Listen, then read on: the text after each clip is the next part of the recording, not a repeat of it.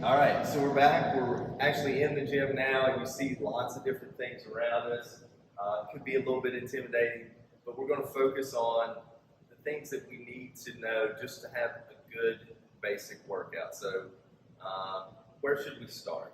What's the best place to go? So, when you've made that decision, you kind of feel comfortable, and at that point, you should have, your coach, your trainer has kind of got you prepared. They're going to mention things like, maybe bring water, bring clothes. We always tell people bring clothes they're comfortable in. They don't have to have a brand new workout outfit and the best shoes, but do dress appropriately to work out. And I think the big thing too is this is something that can't happen with one workout or 2 weeks or so don't feel like you have to hit personal best records every time in the gym. Particularly your first week out, your body's going to have a lot of adjusting at the beginning of the first few weeks. Your coach is going to be learning how to coach you, and so there's a little bit of a curve there. So don't think that you have to. We talked about you don't have to keep up with everybody in class if you're in a class, and if you're working with a one-on-one trainer, you don't have to try to. If something doesn't quite feel like it's bothering, like it's kind of this exercise bothers my knee, let them know. Don't kind of hide those things because they really need to know those things. Yeah, speak up. And you're not gonna.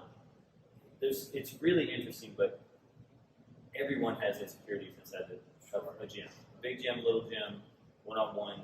So by letting someone know, hey, oh man, this is so new. I have trouble with my balance or something. People go, you know what? I used to have trouble with my balance, and you're gonna find that you're going to connect with people because of your things like that. Yeah. Like, oh yeah, I had trouble with my balance too. Now I'm better because I keep coming back to this workout. My flexibility is better because I'm coming back. So you will almost always find an extremely supportive core of people. Yeah. That's willing to help you if you. And if not, maybe we're back to what we were talking about. Maybe you're not in the right place. Maybe find the right place. Well, it reminds me, this is it's sort of a separate conversation. I was talking with an art teacher, and he was telling me about how around age 10, he sees a lot of people stop doing artwork because they see some magnificent piece of artwork. What they're doing is fine, it's their best, but it's going to take a lot of work to get to this point, and they stop. Right. Does that comparison kind of happen with the gym, you think? That happens a lot, and that makes a lot of sense when you say it that way. What we see is sometimes people they like to go back in history. And I think everyone has done it. I think I look back at the times that I used to be in the Marines and I could run a really fast 3-mile kind of run. And if I really just stayed in that place, I would be extremely discouraged every time I'm trying to run around or do something because I go, oh my gosh, I'm so much slower. Or my knee hurts when I run. And I do so be careful going backwards because you might not lift as much as you did at 20 years old in college. Mm-hmm. But your life has changed significantly, and you're, as long as you're improving and working on improvement. So comparing your old self is a really dangerous thing. Absolutely. I usually say compare leads to despair. Right. Almost every time. So be really cautious about, the only comparison is with yourself. Did I give it my best? Yes, good for me. Let's come back another day. Let's pat ourselves on the back. It reminds me, so Anthony helped out. We did a mind-body mini camp. So kids are doing chess and art, and then they came over here for a workout. And one of my favorite things that happened was, he may not even realize it, but he was warming them up and stretching them. He said, yeah, get your arms loose. And go ahead and hug yourself. You got to love yourself. And I just thought it was so great to have a person who's known for the physicality, but I also know his heart. He's a great guy. To sort of emphasize to these young men, be good to yourself. So I had to get that in here. I think that you expect that first workout, just breathe a little bit. It's going to be a lot. Yeah. Hopefully, our goal is that someone is just living a long life, and they get thousands of workouts. Yeah. And some of those workouts are going to be amazing, and they're going to be something you want to put on social media. Some of those workouts are going to be barely getting through them. You're tired, you're sore, you're you don't have enough time, but you did it. So keep just putting one on top of the next workout instead of. It's a good point. Our best changes from day to day, right? And it's a lot of it's not a bad idea to track things, but at the same time, that comparison board and this guy, he did the workout in only 10 minutes and it took me 17. That can really lead to discouragement if you start to hear the theme. We want to stay away from the shame-based workouts for sure. Yeah. Okay. Anything else that you feel like we need to hit? Just focus on sort of the early stages of working out. So, just in the beginning, like most people would expect, it's going to feel somewhat awkward. There's going to be movements that feel awkward, that you might feel embarrassed. There might be a soreness associated that just seems like, oh my gosh, am I going to get through this? You will get through it. The movements will feel less awkward, and if you kind of think about it, we all look awkward doing most exercises. So it's okay to laugh at yourself and have fun with it. And it's okay to share this with your friends and family. You don't have to reach a certain weight or achievement to just say, hey, I'm a workout person now. I go work out like every other day and I'm enjoying it. And you have to be kind of careful. There are times that, people will try to maybe take that away from you a little. Yeah. And they'll be like, well, aren't you working out too much? Or you already look good, don't worry. And you're like, look. So there are times people say things that sometimes will mess with our momentum. Yeah. And fitness is momentum based. So you have to take some of those things in stride.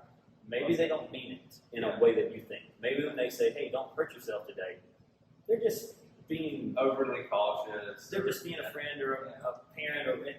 But what they really mean is like, hey, I really like you. I don't want you to hurt yourself. Yeah. But they're also saying, they're just uncertain what you're doing probably. So you have to, there are comments you're going to take, and somebody might say something to you in passing like, hey, you work out all the time now. I don't get to see you.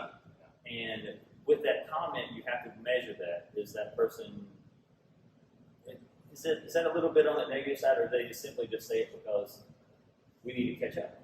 Yeah. So I miss you is really what they're saying. So you have to go direct with it. But one way or another, you can't let those things just pull the plug on it. Because it's too important to your life and to your health to just. I absolutely agree. So those are little things that you don't expect sometimes. Yeah. And it can throw off a great program. A great progress can be thrown off by misunderstanding a comment or thinking too much about a comment. Well, and for me personally, it's been really nice. I played sports, and so I always had people that I was connected to through teams. And in my adult life, it's been a little more interesting finding sort of a workout partner or someone to be accountable with. I think it's helpful for many people, but everyone's got a different personality. Is there anything you would add about that? Do you like the idea of an accountability partner? Yes. Just all around, yes. Because you might need a multiple. Yeah. Someone that you can count on taking walks with you or hikes. Someone that's going to meet you at the gym. Someone that's going to support you when you say, you know what, I'm going to go to this restaurant because it has a good variety of healthier foods versus the other place. So so sometimes you need accountability partners and just kind of workout partners all over in this whole process. Well, and we've touched on this a little bit, just as we're closing with time and everything. The workouts are done and that kind of thing. What are the things we need to do after workouts as far as refueling our bodies? And how long should we have to wait before we get results? Could you touch on some of those topics? Sure. The biggest key that we start with everyone is to really push hydration. I would think that many things that people are going through day to day. In case I have really young kids watching, what's hydration? So I want to be drinking a lot of water. Yeah. And water is my key. I mean, sometimes the sports drinks come in to certain activities, but in general, water. And water is something that we continually should be drinking. And the more we're hydrated, the less headaches, the less muscle fatigue, the less kind of just fatigue overall. And it just makes our body work better. The next thing we talk about is, this is where having a coach or a trainer that you have a good working relationship with can break down to you that nutritionally, okay, these are the foods that you will eat. These are the ways these type foods will benefit you. Versus someone that just says, eat more rice and broccoli and chicken, and you're like, well, I don't like any of those three or whatever. So again, this comes down to having the right mentor, coach. And then at the end of the day, just like us, and I have a business mentor and accountability person that kind of tells me, hey, you're not doing this enough, you're not reporting this enough. I have one of those. So that's where a trainer or coach comes in and says, hey, I'm looking on the app that you track your foods on, or or whatever, or they spot you and say, hey, why you don't have a water bottle with you today, or what's going on with your steps? Our goal was to get this many steps. How can I help you get more steps? So the accountability. So healthy accountability. Accountability from someone that really cares. Yeah, really important. Get somebody that cares and somebody that is kind of an expert on your situation. So those are big. So everyone needs accountability partner. I mean, we need them. I mean, you guys coming here keeps us accountable. Sure. So and we all need it to keep going and be motivated. Excellent. Well, again, I think based on time, we're going to wrap up, but it's been fun visiting Ferguson Fitness, stepping out and finding a different place. I want to remind everyone that you have a place and a purpose. Anthony clearly is living his purpose in the community, doing different workshops. He volunteers, he doesn't want me to say this, but he volunteers for so many things. He does so many things for free in the community. The world needs more Anthony Ferguson. Maybe not too many. Yeah, right? Yeah. Not too many. We need a balance. We need some Joannas too, right? Yeah, that would drive everybody crazy. Yeah. But truly, there's a lot of different places you can start. If you are in the Roanoke area and you're looking for people that care, family-centered, lots of different options, I think this is a great place. So thank you, Anthony. And appreciate it. Thank you. Appreciate you, man. Yeah. All right. It's good to talk about all this. This is so many people could benefit from hearing these things, and just I hope they just take it wherever you want to go. It's okay. Yeah. We'd love to have you, but there's so many great fitness professionals in this region. Yeah. Somebody will make turn your life around. Yeah, and even just walking out this door, public park space, tennis courts, soccer fields. There's ways to be fit without just joining a gym. So, if the finances are a strain, consider that. But, he mentioned it before. It's my work as a psychologist.